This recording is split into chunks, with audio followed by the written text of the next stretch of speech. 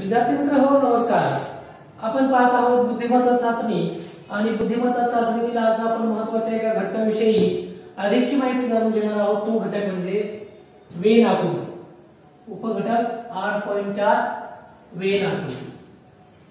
विद्यार्थी मित्रांनो, अशा प्रकारच्या आकृत्या ज्या आहेत ह्या परीक्षेमध्ये येतात आणि परीक्षेमध्ये आलेल्या आकृत्यांमध्ये वेगवेगळ्या प्रकारचे अंक त्या ठिकाणी दिलेले असतात आणि त्या वेगवेगळ्या आकृत्यांमध्ये असणारे वेगवेगळे अंक कोणते.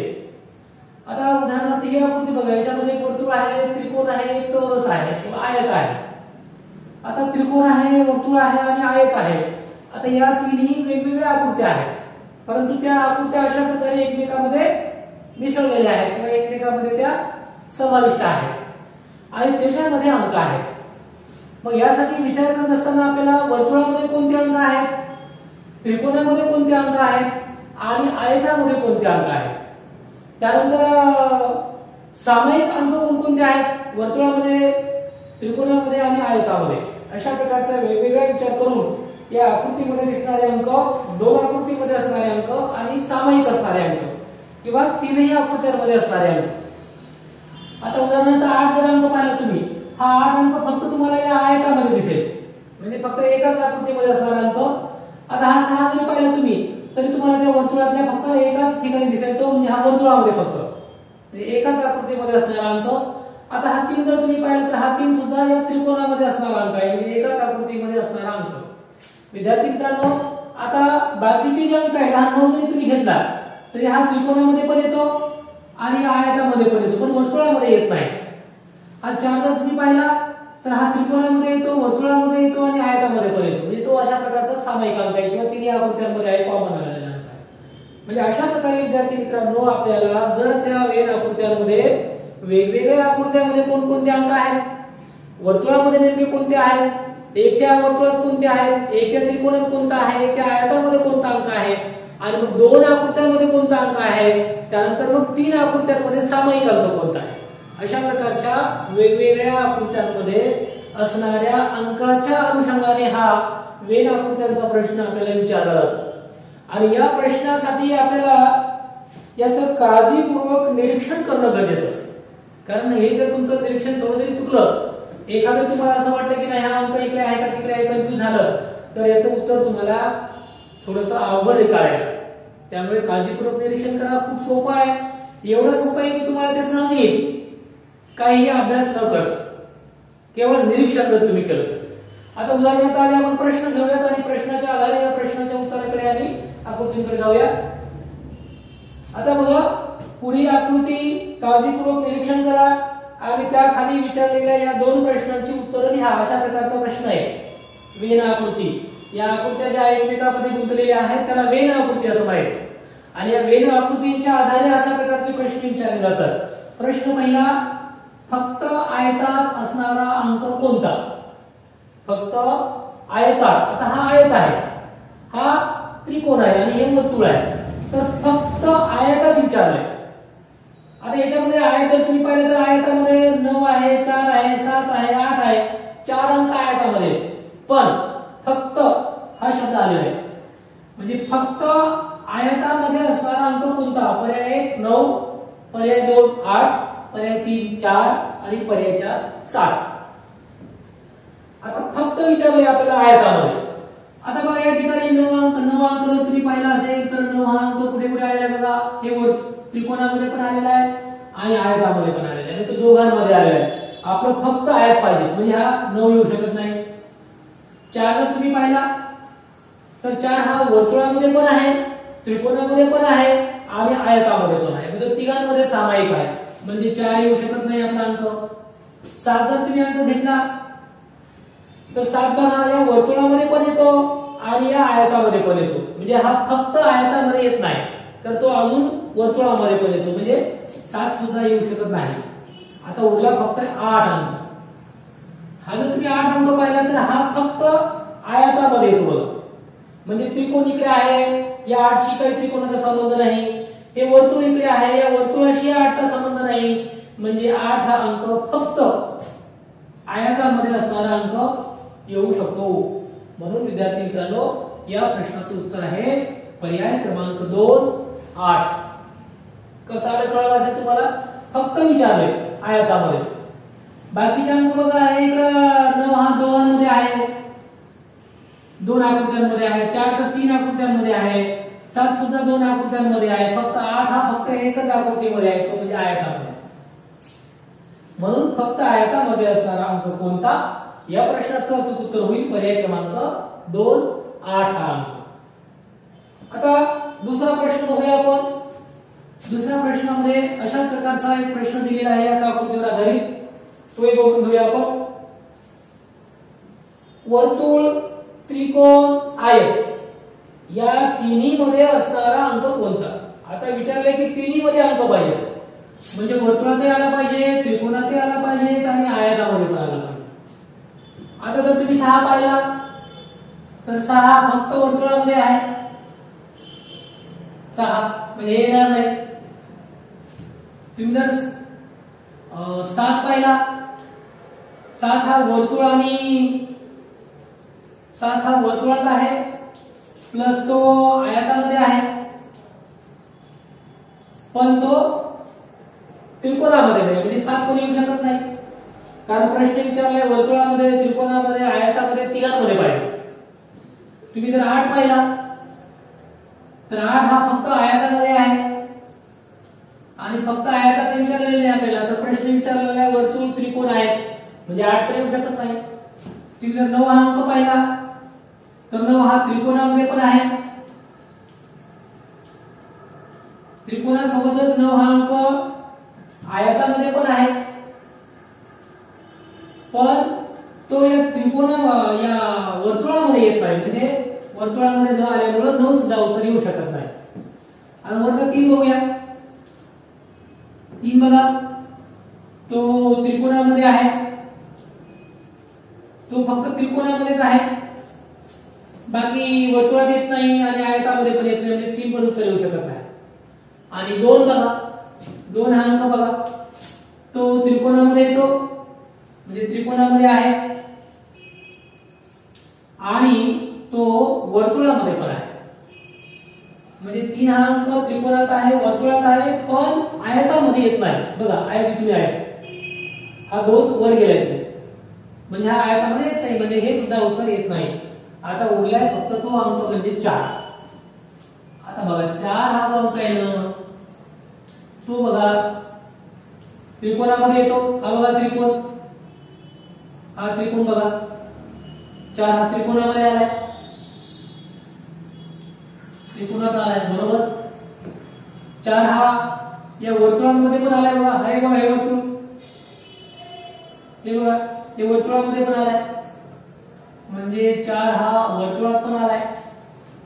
आणि हे बघा आयत, या आयतामध्ये पण 4 आलाय, आयतामध्ये पण 4 आलेला आहे, म्हणजे 4 हा अंक तिघांमध्ये आलेला आहे. आणि प्रश्न नेमका तोच आहे की वर्तुळामध्ये पाहिजे, त्रिकोणामध्ये पाहिजेत आणि आयतामध्ये पाहिजे. असला अंक कोणता आहे जो तिघांमध्ये आहे, तर तो आहे 4, म्हणजे पर्याय क्रमांक 4 हे आपल्या या प्रश्नाचं अचूक उत्तर आहे. तर अशा प्रकारे विद्यार्थी मित्रांनो या वेन आकृत्यांमध्ये असणारे प्रश्न, एका आकृतीमध्ये नेमकी कोणते अंक आहेत, 2 आकृत्यांमध्ये कोणता अंक आहे, 3 आकृत्यांमध्ये कोणता अंक आहे, या स्वरूपाच्या प्रश्नांवर आधारितच हे वेन आकृत्याचे प्रश्न असतात आणि अतिशय सोपे अशा प्रकारचे प्रश्न आपल्याला पैकीच्या पैकी गुण मिळवून देतात. त्यामुळे आपल्याला या प्रश्नांचा थोडा जरी तुम्ही सराव केला तरी सुद्धा हे प्रश्न तुम्हाला सहजच येऊ शकतात. जर काही मुलांचं घ्यायचं राहिलं असेल तर त्यांनी स्क्रीनशॉट काढून घ्या. आपण पुढच्या प्रश्नाकडे जाऊया.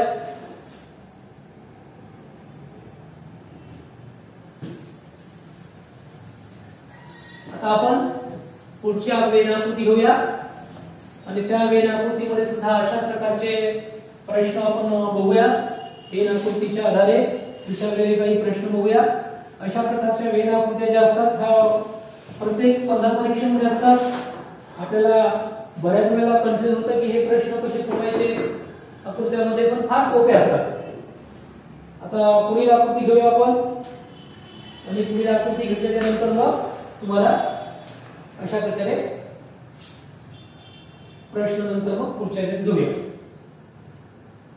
आता अशा प्रकारचं एक वर्तुळ आहे, तुम्ही आकृती काढली तरी चालेल.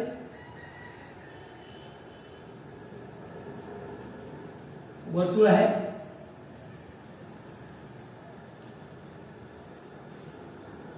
त्यानंतर असा एक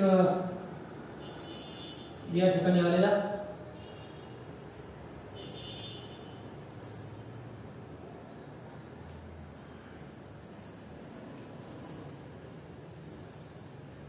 या ठिकाणी चौकोन एक आहे आणि परत एक चौकोनामध्ये आपल्याला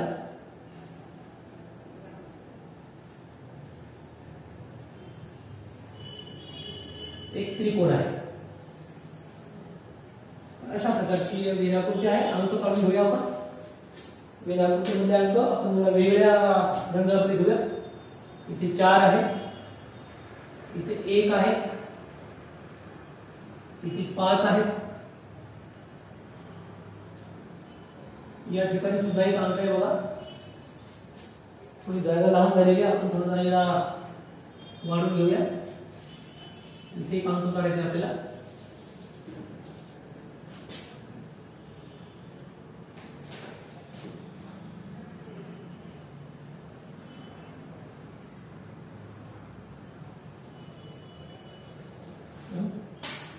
इथे एक अंक आहे बघा 3.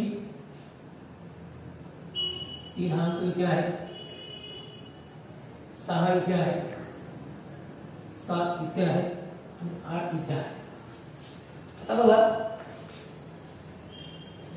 आकृतीमध्ये अशा प्रकारचे अंक आहेत. 7, 8, 4, 1, 5, 3, 6. आता बघा खाली प्रश्न घेऊया. प्रश्न 3 नाव देऊया आपण याला. प्रश्न 3, फक्त त्रिकोण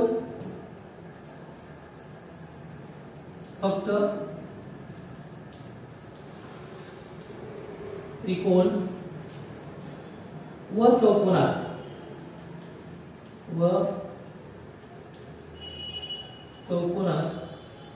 फक्त त्रिकोण व चौकोनात असणारा सामायिक अंक कोणता?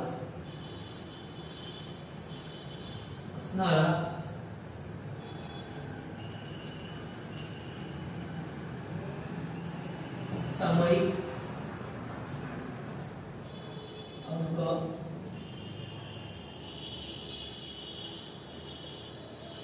कोणता? पर्याय 1 5, पर्याय 2 1, पर्याय 3 8 आणि पर्याय 4. पुढील प्रश्न घेऊया. फक्त एकाच आकृतीत प्रश्न 4 घेऊया. फक्त एकाच आकृतीत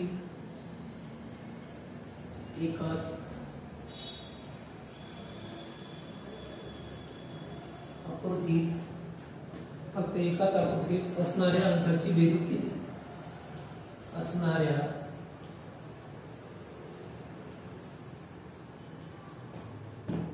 अंकाची बेरीज किती?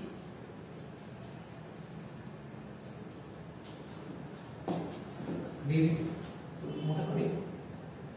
बेरीज किती? पर्याय 1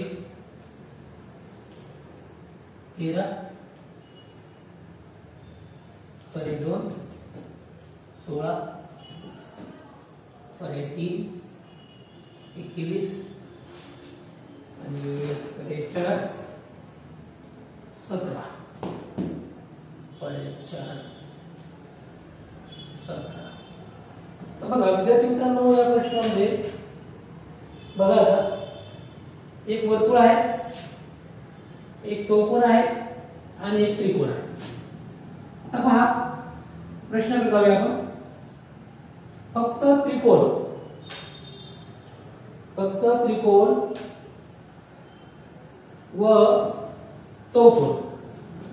आता फक्त त्रिकोण दिलाय म्हणजे त्रिकोणामध्ये आलो पाहिजे. आता जर आपण 6 पाहिला 6 तर 6 जो अंक आहे ना तो बघा पुढे येतो. हा फक्त त्रिकोण आहे बघा 6 हा फक्त त्रिकोण आहे. पण पुढे व चौकोनात म्हणजे त्रिकोण आणि चौकोनात पाहिजे दोघांमध्ये पाहिजे. हा 6 फक्त त्रिकोणामध्ये आला चौकोनामध्ये येत नाही म्हणजे 6 येणार नाही तो. आता हा 3 बघूया मध्ये असलेला 3 हा त्रिकोणामध्ये आहे आणि तो चौकोनाच्या बाहेर आहे बघा. तो वर्तुळामध्ये हा चौकोनीतून गेलाय. हा म्हणजे तो वर्तुळामध्ये त्रिकोणामध्ये आहे आणि वर्तुळामध्ये आहे म्हणजे वर्तुळ आहे. आपल्याला पाहिजे चौकोन. त्रिकोण आणि चौकोन पाहिजे वर्तुळ आलेले म्हणजे हा पण येत नाही. आता 5 बघा 5 हा त्रिकोणामध्ये आहे. 5 जो आहे तो त्रिकोणामध्ये आहे आणि पहा तो चौकोनामध्ये पण आहे. चौकोनात पण आहे म्हणजे त्रिकोणात पण आहे बघा. हा त्रिकोण बघा या त्रिकोणामध्ये पण आहे या चौकोनात पण आहे बघा. काय बघा इकडे 5 हा आणि अजून तो वर्तुळात पण येतो बघा. इकडे बघा तो वर्तुळात पण आहे म्हणजे हा 5 जो आहे ना तो तीनही आकृतीमध्ये आहे सामायिक आहे. म्हणजे हे पण याचं उत्तर येऊ शकत नाही म्हणजे 5 पण येऊ शकत नाही. 8 बघूया आता 1 बघूया 1 पहा त्रिकोणामध्ये आहे आणि हा बघा चौकोनामध्ये पण आहे म्हणजे 1 हा जो आहे ना तो चौकोन आणि त्रिकोणामध्ये येतो म्हणजे 1 उत्तर येऊ शकतात. दुसरा पर्याय काय 8 आहे. 8 बघा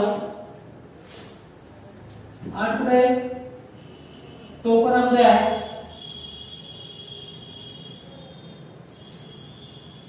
चौकोनामध्ये येतो. त्रिकोणामध्ये येत नाही बघा 8 हा त्रिकोण इकडे गेला वर्तुळामध्ये येतो म्हणजे हे उत्तर येऊ शकत नाही 8. 4 बघू 4 तर फक्त चौकोनामध्ये येतो. 4 फक्त चौकोनामध्ये येतो. हा बघा चौकोनामध्ये 4 म्हणजे 4 येऊ शकत नाही 8 येऊ शकत नाही 4 येऊ शकत नाही. मग राहिला पर्याय क्रमांक 2 चं उत्तर म्हणजे 1 येऊ शकतं कारण 1 बघा या चौकोनामध्ये पण आहे आणि त्रिकोणामध्ये आहे. उत्तर आहे फक्त त्रिकोण आणि चौकोन दोघांमध्ये असणारा सामायिक अंक. त्याचं उत्तर आहे पर्याय क्रमांक 2 1 हा दोघांमध्ये कॉमन आहे बघा. हा त्रिकोणामध्ये पण येतो आणि चौकोनामध्ये पण येतो म्हणजे याचं उत्तर आहे पर्याय क्रमांक 2. अशा प्रकारे विद्यार्थी मित्रांनो या प्रश्नामध्ये 2 आकृत्यांमध्ये सामायिक असलेला अंक शोधला आपण. आता पहा फक्त एकाच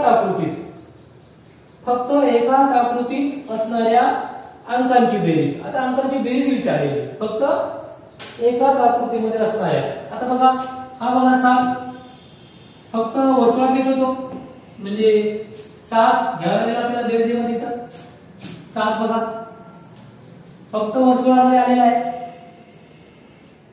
फक्त विचारलं आपल्याला फक्त एकाच आकृतीमध्ये हा फक्त वर्तुळात आलाय. 8 बघितलं तर हा चौकोनामध्ये आहे वर्तुळामध्ये म्हणजे 8 येऊ शकत नाही. 5 जर बघितलं तर 5 हा त्रिकोणामध्ये आहे चौकोनामध्ये आहे वर्तुळामध्ये म्हणजे 5 पण येऊ शकत नाही. 3 जर पाहिला आपण तर वर्तुळामध्ये आहे त्रिकोणामध्ये म्हणजे 3 पण येऊ शकत नाही. 1 पाहिला आपण चौकोनामध्ये आहे त्रिकोणामध्ये 1 पण येऊ शकत नाही. 4 बघा 4 हा चौकोनामध्ये आहे म्हणजे 4 येऊ शकतो. 4 येऊ शकतो. फक्त एकाच आकृतीमध्ये असणाऱ्या अंकांची बेरीज विचारलेली आपल्याला म्हणजे आधी ते अंक शोधावे लागतील नंतर त्यांची बेरीज करावी लागेल. त्यानंतर 6 हा बघा फक्त त्रिकोणामध्ये येतो म्हणजे 6 हा फक्त त्रिकोणामध्ये येतो. आता बघा हे 7 हे 4 आणि हे 6 असे 3 अंक फक्त एकाच आकृतीमध्ये येतात. म्हणजे फक्त एकाच आकृतीत असणाऱ्या अंकांची बेरीज करावी लागेल आपल्या तिघांची बेरीज. म्हणजे 7 अधिक 4 अधिक 6, 6 आणि 4 10 आणि 4 7 17. म्हणजे याचे उत्तर आपल्याला 17 यायला पाहिजे. 17 आहे का इथे? 13 आहे इथं, 13 येत नाही, 16 येत नाही, 21 येत नाही, पर्याय क्रमांक 4 येईल मग 17. कारण एकाच आकृतीमध्ये असणाऱ्या अंकांची बेरीज त्यांनी विचारलेली आहे आणि बेरीज ही हा अंक 7, हा 4 आणि हा 6 म्हणजे 17 ही यांची बेरीज येऊ शकते. म्हणजे या प्रश्नाचं उत्तर आपल्याला पर्याय क्रमांक 4 मध्ये सापडेल. पर्याय क्रमांक 4 17 हे या प्रश्नाचं अचूक उत्तर आहे. अशा प्रकारे विद्यार्थी मित्रांनो या आकृत्यांमध्ये अशा प्रकारच्या वेगवेगळ्या अंकांच्या संदर्भामध्ये प्रश्न विचारलेले जातात. आपण अजून एक दोन पुढील आकृती घेऊया. या अधिक आपल्याला हा घटक समजेल आणि आपले परीक्षेमध्ये एकही प्रश्न चुकणार नाही याची खात्री आहे मला की आपण जर या पद्धतीने जर सोप्या पद्धतीने जर आपण त्याची मांडणी केली आणि आपण काळजीपूर्वक जर निरीक्षण करून पाहिलं तर या प्रश्न प्रकारामधला एकही प्रश्न आपला चुकणार नाही. कारण खूप सोप्या अशा प्रकारचे हे प्रश्न प्रकार आहेत. पुढची आकृती घेऊया आपण. आकृती पुढे काढूया. बघा आता परत एक वर्तुळ आहे.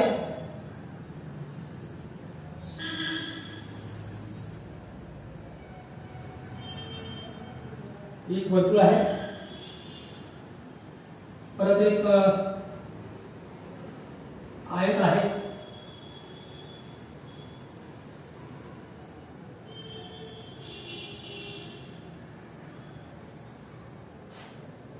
परत एक आयत आहे.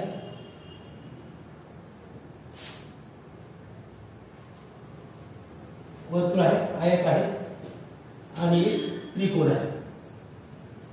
या ठिकाणी त्रिकोण काढून घेऊया.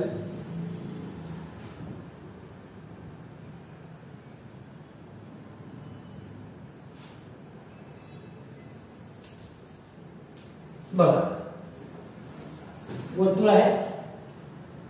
हे बघा वर्तुळ आहे. 3 आकृत्या बघा. वर्तुळ आहे मोठं.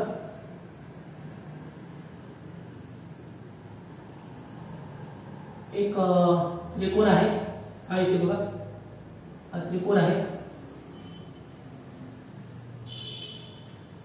आणि हा एक आयत आहे.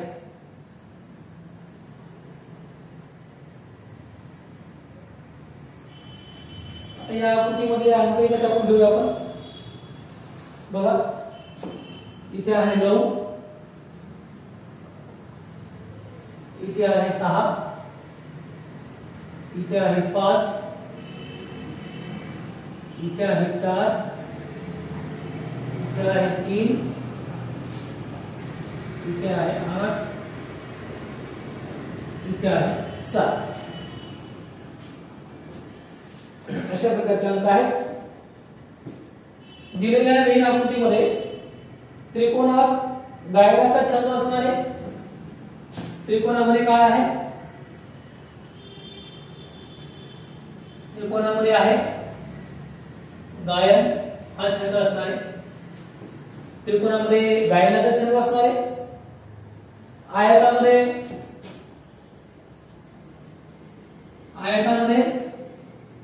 वाचनाचा छंद असणारे. वाचन हा छंद आहे त्यांचा. आणि वर्तुळामध्ये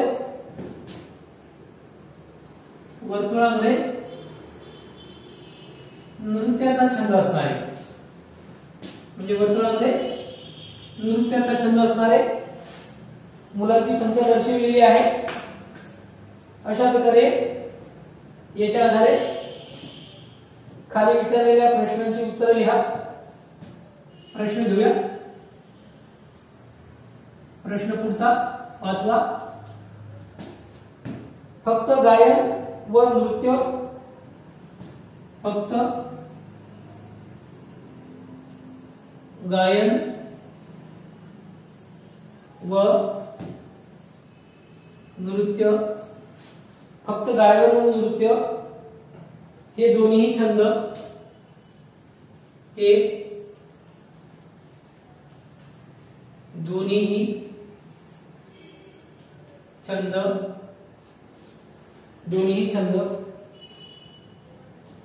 दोन्ही छंद असणाऱ्या मुलांची संख्या किती? असणाऱ्या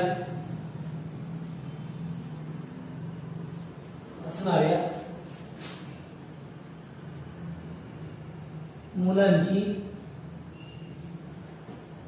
संख्या किती?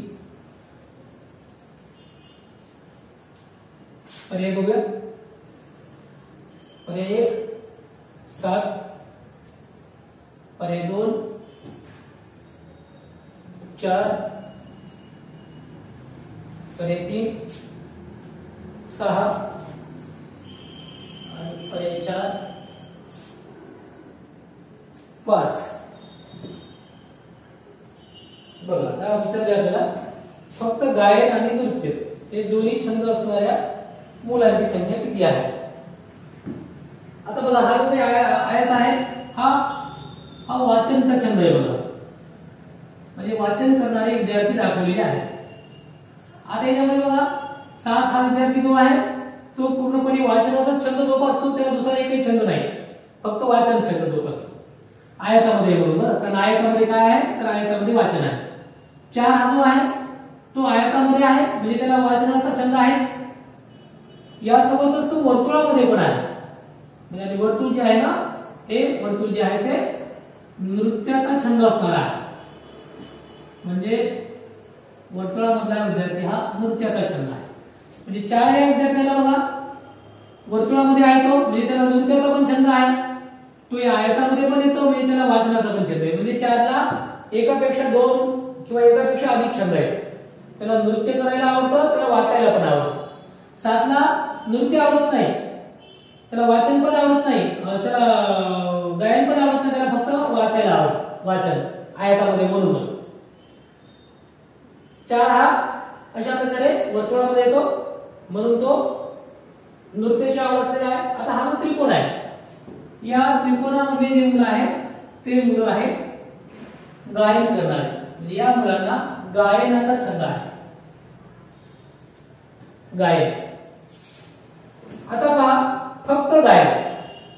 आता गायन म्हटल्यानंतर आपल्याला काय कळायला लागेल की बाबा त्रिकोणामध्ये कोण आहे, कारण फक्त गायन हे त्रिकोणामध्ये दिलेलं आहे. मग गायन शोधावं लागेल आपल्याला, फक्त गायन व नृत्य. आता वाचन काही येणार नाही याच्यावर, गायन आणि नृत्य दोघांचा छंद पाहिजे, त्या मुलांची संख्या शोधायची आपल्याला. आता पहा आधी गायन बघू.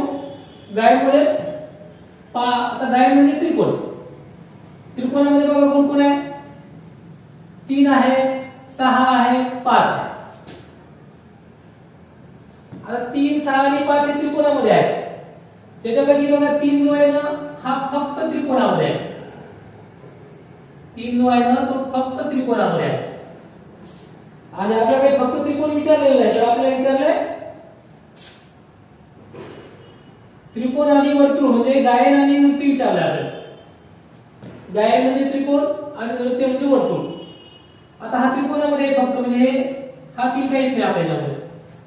आता हा 5 बघा, हा जो 5 आहे ना तो बघा आयतामध्ये गेला इथे, मी तो वाचनामध्ये आला. वाचनामध्ये आला, त्रिकोणामध्ये आहे तो म्हणजेच गायनमध्ये पण आहे आणि तो वर्तुळामध्ये आहे, तो म्हणजे नृत्यामध्ये पण आहे. त्याला 3ही आवड आहे. मी त्याला गायनची आवड आहे, त्याला नृत्य करायला पण आवडतं आणि त्याला वाचन पण आवडतं. म्हणजे हा जो विद्यार्थी ऑलराऊंडर आहे, त्याला गायनही आवडतं, नृत्यही आवडतं, वाचनही आवडतं. पण प्रश्न काय आहे, फक्त गायन आणि नृत्य पाहिजे आपल्याला, 3 नाही पाहिजे. आता 6 बघा, 6 जो आहे ना तो बघा त्रिकोणामध्ये आहे म्हणजे त्याला गायनाची आवड आहे. बरोबर, गायनची आवड आहे त्याला, फक्त गायन. नृत्य बघा वर्तुळामध्ये आहे आणि वर्तुळ हे नृत्याचं आहे म्हणजे त्याला नृत्याची पण आवड आहे. म्हणजे 6 ही जी संख्या आहे मुलांची ही 6 संख्या नृत्य आणि गायन, नृत्य आणि गायन या दोन्ही छंद असणाऱ्या मुलांची संख्या आहे. म्हणजे त्याला एकापेक्षा अधिक छंद आहेत, 2 आहेत. एक तर नृत्याचा छंद आहे म्हणजे वर्तुळामध्ये हवा ते संख्या आपली, आणि त्याला गायनाचा छंद आहे म्हणजे त्रिकोणामध्ये असेल. त्यामुळे आता हे 4 आहेत, 9 आहेत, 8 आहेत, हे इकडे बाहेर असल्यामुळे यांचा काही संबंध येणार नाही. पर्यायामध्ये 7 दिलेले आहे. आता 7 बघा कुठे आलाय, 7 हा इकडे आलाय. कशामध्ये आलाय 7? इथे बघा आयतामध्ये आलाय. आयत कशाचा आहे? वाचनाचा आहे. म्हणजे वाचनाचा प्रश्न विचारलाच नाही आपल्याला, विचारलंय गायन आणि नृत्य म्हणजे 7 येऊ शकत नाही. 4 बघा, 4 पण बघा याच्यामध्ये आलाय आयतामध्ये. आयत कशाचे? वाचनाचं आहे. म्हणजे 4 पण येऊ शकत नाही, तो वाचनामध्ये आलाय.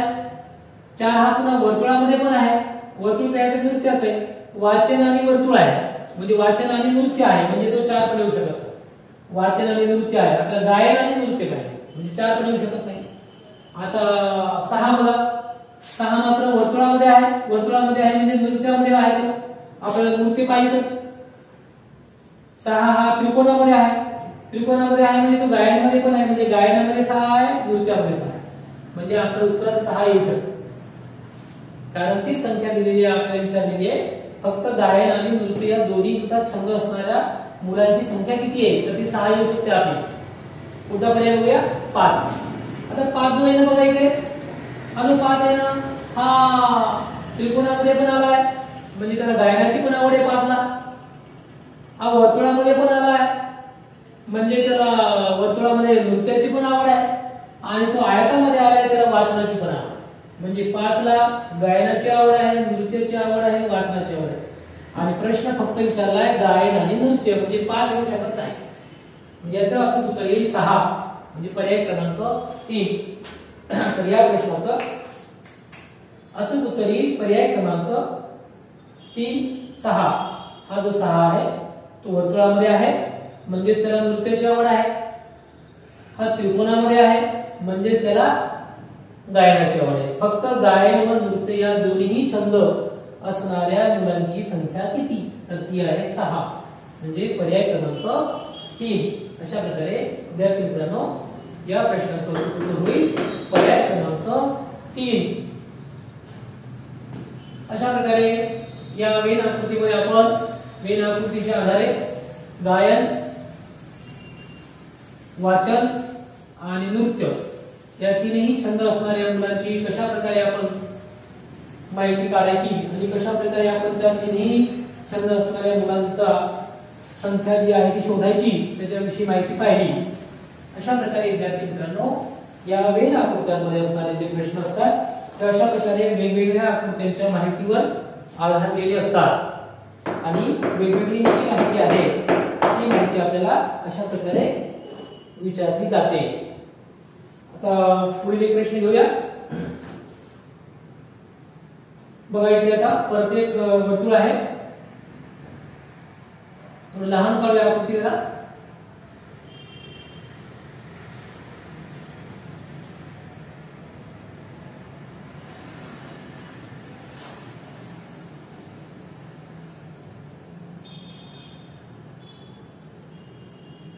वर्तुळ आहे, एक वर्तुळ आहे. पुन्हा इकडे एक आयत दिलेला आहे.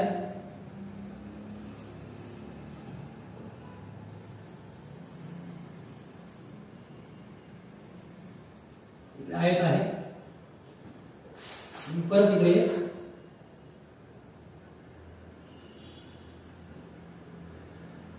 असा एक त्रिकोण दिलेला आहे.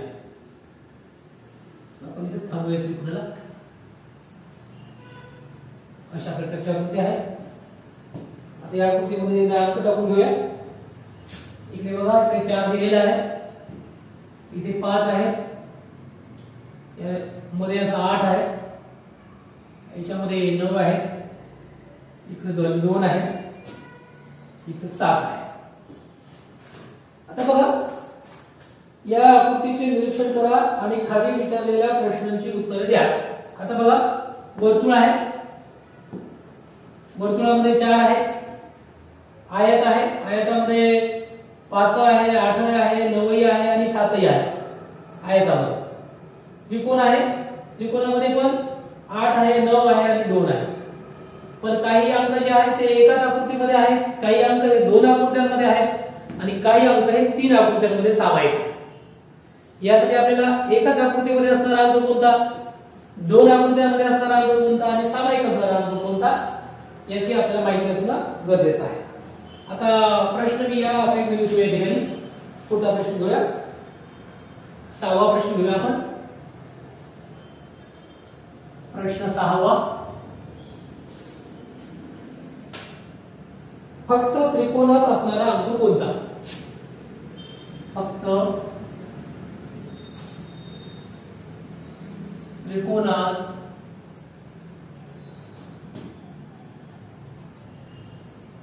असणारा अंक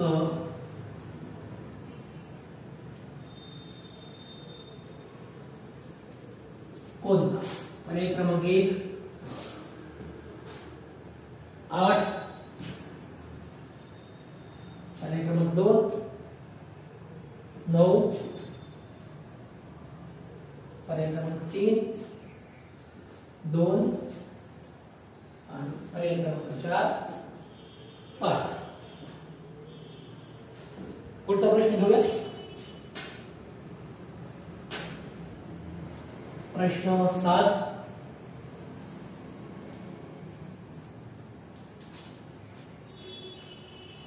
वर्तुळ व आयत या दोन्हीत असणारा, वर्तुळ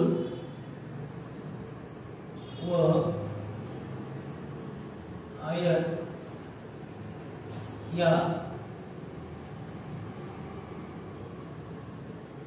दोन्हीत असणारा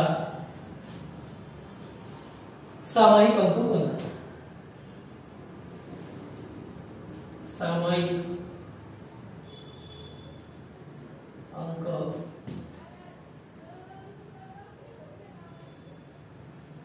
कोणता? प्रश्नचिन्ह. पर्याय घेऊया खाली. 1 5, पर्याय 2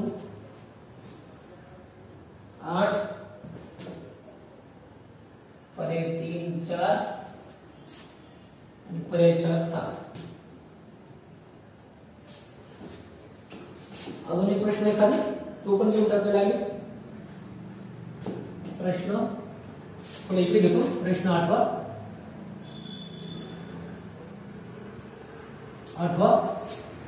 त्रिकोणात किती अंक आहेत? त्रिकोणात किती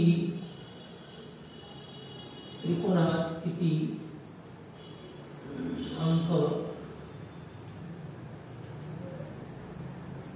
आहे? प्रश्नचिन्ह. पर्याय घेऊया. पर्याय 1 2, पर्याय 2 1, पर्याय 3 4 आणि पर्याय 4 3. आता बघूया 6व्या प्रश्नामध्ये काय म्हणतो प्रश्न बघा. फक्त त्रिकोणावर, म्हणजे हा जो त्रिकोण आहे एवढा, या त्रिकोणामध्ये आता फक्त तुम्ही त्रिकोण जर डोळ्यासमोर घेतला तर यामध्ये 3 तुम्हाला अंक दिसतील. एक 8 आहे, 9 आहे आणि 2 आहे. 8 पण आहे, 9 पण आहे आणि 2 पण आहे. पण यामध्ये बघा 8 जो आहे ना तो त्रिकोणामध्ये पण आहे, वर्तुळामध्ये पण आहे आणि आयतामध्ये पण आहे. आणि प्रश्न फक्त त्रिकोणाचा विचारलाय, म्हणजे 8 येऊ शकत नाही आपला. 9 बघा, 9 इथं आयतामध्ये आहे आणि त्रिकोणामध्ये आहे, म्हणजे दोघांमध्ये आहे. हा 9 पण येऊ शकत नाही. हा 2 जो आहे ना तो मात्र त्रिकोणामध्ये येऊ शकतो. बघा हा त्रिकोण आहे ना, हा त्रिकोण आहे, हा 2 इकडे आहे, म्हणजे आयताच्या खाली आहे आणि वर्तुळ तर वरच आहे, म्हणजे हा 2 येऊ शकतो. या प्रश्नाचं उत्तर 2 येऊ शकतो. 5 जो आहे ना 5 इकडे आयतामध्ये गेलाय, वर्तुळात पण गेलाय आणि त्रिकोणाच्या बाहेरच आहे, म्हणजे तो 5 येऊ शकत नाही.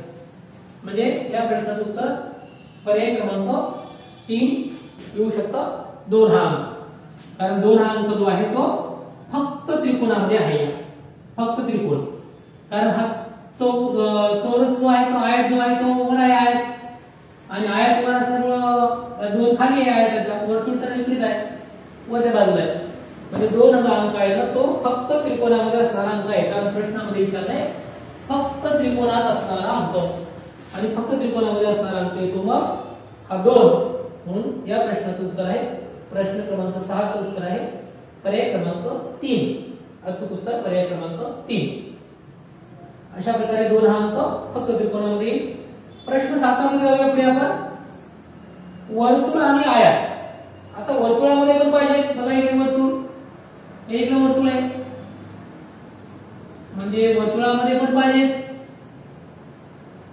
आणि आयतामध्ये पण पाहिजे. प्रश्न आहे वर्तुळ व आयत दोन्ही मध्ये सामायिक, म्हणजे वर्तुळामध्ये पाहिजे आणि आयतामध्ये पाहिजे.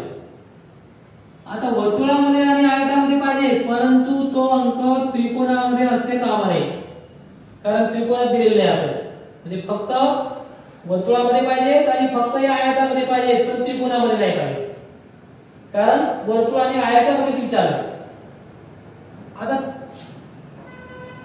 5 बघा, आता हा जो 5 आहे ना, हा बघा या आयतामध्ये आहे आणि वर्तुळामध्ये, म्हणजे 5 उत्तर येऊ शकतात. पुढचं घेऊया पर्याय आपण 8 वाला बघूया काय म्हणजे 8 बघा, वर्तुळामध्ये पण आहे, आयतामध्ये पण आहे, त्रिकोणामध्ये पण, म्हणजे हा चालला नाही आपला, कारण तो त्रिकोणामध्ये पण आला. हा बघा त्रिकोण आहे, हा त्रिकोणाच्या बरोबर या कोपऱ्यामध्ये गेला, म्हणजे 8 येऊ शकत नाही. 4 बघा, 4 तर फक्त वर्तुळामध्येच आहे, आणि आपल्याला फक्त वर्तुळ विचारलेलंच नाही, तर वर्तुळासोबत आयत विचारलंय, म्हणजे 4 पण येऊ शकत नाही. 7 बघूया, हा 7 फक्त आयतामध्ये बघा, हा फक्त आयत आहे बघा 7, आणि तो फक्त 7 मध्येच आहे, म्हणजे 7 येऊ शकत नाही, म्हणजे बरोबर आहे पर्याय क्रमांक 1. 5 हा अंक येईल आपला. 5 हा जो अंक आहे ना बघा, तो या आयतामध्ये पण आहे आणि वर्तुळामध्ये पण आहे, पण त्रिकोणामध्ये नाही बघा, हा त्रिकोण आहे, या त्रिकोण आहे तो वरच्या बाजूला आहे, म्हणजे 5 हा अंक जो आहे तो वर्तुळामध्ये आणि आयतामध्ये असणारा सामायिक अंक आहे, जो की त्रिकोणामध्ये येत नाही, म्हणून या प्रश्नाचं उत्तर आहे पर्याय क्रमांक 1, 5 हा अंक. पुढचा प्रश्न घेऊया, प्रश्न 8वा बघूया, त्रिकोणात किती अंक आहेत. आता त्रिकोणामध्ये किती अंक आहेत, बेरीज विचारलेली नाही, अंकांची संख्या विचारलेली आहे, किती अंक आहेत त्यांची बेरीज नाही करायची आपल्याला त्रिकोणामध्ये. आता बघा हा त्रिकोण आहे, त्रिकोणामध्ये फक्त विचारले त्रिकोणामध्ये किती अंक आहे. आता बघा त्रिकोण काढावे, या त्रिकोणामध्ये किती अंक तुम्हाला दिसाले, त्रिकोणामध्ये किती अंक आहेत, त्रिकोणामध्ये 8 दिसायलाय, 9 दिसायलाय आणि 2 पण दिसायला, म्हणजे त्रिकोणामध्ये जे अंक आहेत ते किती अंक आहेत त्रिकोणामध्ये, त्रिकोणात किती अंक आहेत, किती म्हणजे संख्या विचारलेली आहे. आता बघा हा 2 पण त्रिकोणामध्ये येतो, 2 हा त्रिकोणामध्येच आहे, उलट 2 हा फक्त त्रिकोणामध्ये येतो. 9 सुद्धा त्रिकोणामध्ये पण आहे, यासोबतच 9 हा या आयतामध्ये पण आहे,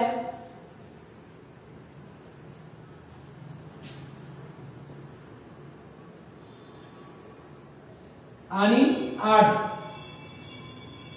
जर पाहिले आपण तर 8 हा वर्तुळामध्ये पण येतो, म्हणजे त्रिकोणामध्ये पण आहे, आयतामध्ये पण आहे, वर्तुळामध्ये, म्हणजे या तिघांमध्ये सामायिक आहे. मग आता राहिला काय, कोणते 2च राहिले फक्त त्रिकोणामध्ये, त्रिकोणामध्ये 2 राहिला, तो फक्त त्रिकोणामध्ये आहे, आणि फक्त त्रिकोण जर विचारला असता तर मग हा 2च अंक आला असता, एकच अंक आला फक्त त्रिकोण. पण त्रिकोण आता इकडे पण त्रिकोण गेलाय ना, इकडे म्हणजे आयत असला तरी त्रिकोण इकडे आहे, वर्तुळ असलं तरी सुद्धा त्रिकोण इकडे पण आहे, म्हणजे पर्याय क्रमांक 4, 3 अंक येतील बघा, 1 2 3, कारण त्रिकोण विचारलाय ना, त्रिकोणामध्ये किती अंक आहेत. आता असं नाही विचारलं की फक्त त्रिकोणामध्ये, तर त्रिकोण हा त्रिकोणच आहे. मग हा त्रिकोण इकडे गेला, हा वर्तुळात पण गेलाय, हा आयतात पण गेलाय, म्हणजे 3 अंक जे आहेत हे त्रिकोणामध्ये येऊ शकतात. फक्त जर त्रिकोणामध्ये विचारला असता तर पर्याय क्रमांक 2 एकच अंक फक्त त्रिकोणामध्ये आला असता. पण इथं प्रश्न विचारला त्रिकोणात किती अंक आहेत, तर हा त्रिकोण आहे आणि त्रिकोणामध्ये आपल्याला दिसत आहेत 1, 2 आणि 3 अंक आपल्याला त्रिकोणामध्ये दिसत आहेत. बऱ्याच वेळेला ते प्रश्न आपल्याला आयतामध्ये पण दिसतील, वर्तुळात पण दिसतील, पण त्रिकोणामध्ये पण आहेत. म्हणजे अशा प्रकारचे जे प्रश्न परीक्षेला येतात तर ते आपल्याला अशा प्रकारे ते प्रश्नांमध्ये नेमका प्रश्नाचा अर्थ काय आहे, त्या प्रश्नाचा अर्थाचा उलगडा झाल्याच्या नंतर आपल्याला त्या प्रश्नाचं हेतू उत्तर आपल्याला शोधता येईल. तर अशा प्रकारे विद्यार्थी मित्रांनो या आकृत्यांमध्ये वेगवेगळ्या आकृत्या असतात, त्या वेगवेगळ्या आकृत्यांचा सराव करा, अधिकाधिक सराव करा. तुम्ही जेवढा जास्त सराव कराल तेवढे तुम्हाला या प्रश्नांची अचूक उत्तर काढायला सोपं जाईल. आपण जर या आकृत्यांचा सराव केला नसेल तर आता सुरुवात करा. वेगवेगळे आकृत्यांवर आधारित प्रश्न आहेत, ते प्रश्न पहा. हा व्हिडिओ परत एकदा त्याला बघा, एकदा तुमचा व्हिडिओ बघा. जर काही तुम्हाला आवड वाटलं तर मला कमेंट बॉक्स मध्ये लिहा. आपण जर YouTube चॅनलवर नवीन असाल तर सबस्क्राईब करा, जेणेकरून आपण मी अपलोड केलेला व्हिडिओ लगेच आपल्यापर्यंत येईल. आपण स्कॉलरशिप परीक्षेचे सगळ्या प्रकरणावरचे घटक आणि उपघटकाचे व्हिडिओ आपल्या YouTube चॅनलवर टाकलेले आहेत. सर्व मित्र मैत्रिणींना विनंती आहे की आपण ते सर्व व्हिडिओ एकदा दोनदा काळजीपूर्वक पहा, ते वहीमध्ये लिहून घ्या, अधिकाधिक सराव करा. आपली परीक्षा ही एप्रिल महिन्याच्या शेवटच्या रविवारी लक्षात ठेवा. सध्या चालू आहे फेब्रुवारीचा आजची 26 तारीख आहे. 26 फेब्रुवारी मग मार्च आणि एप्रिल फक्त 2च महिने आपल्याकडे आहेत. 2 महिन्यामध्ये आपल्याला सराव करायचा आहे. अधिकाधिक व्हिडिओ बघा, प्रश्न उत्तर सोडून बघा. काही तुम्हाला आवड वाटलं तर मला कमेंट बॉक्स मध्ये लिहा. आपण जर नवीन असाल YouTube चॅनलवर तर सबस्क्राईब करा. आपले जर मित्र तयारी करणारे असतील नवोदय परीक्षेची, स्कॉलरशिप परीक्षेची किंवा अजून कुठल्याही परीक्षेची तर त्यांना या व्हिडिओ पाठवा, त्यांची तयारी होईल. आपण शेवटपर्यंत व्हिडिओ पाहिल्याबद्दल आपल्या सर्वांचे खूप धन्यवाद. असेच व्हिडिओ पाहण्यासाठी आपल्या व्हिडिओवर लाईक करा, कमेंट करा आणि चॅनलला सबस्क्राईब करा. थांबूया. धन्यवाद. जय हिंद, जय महाराष्ट्र.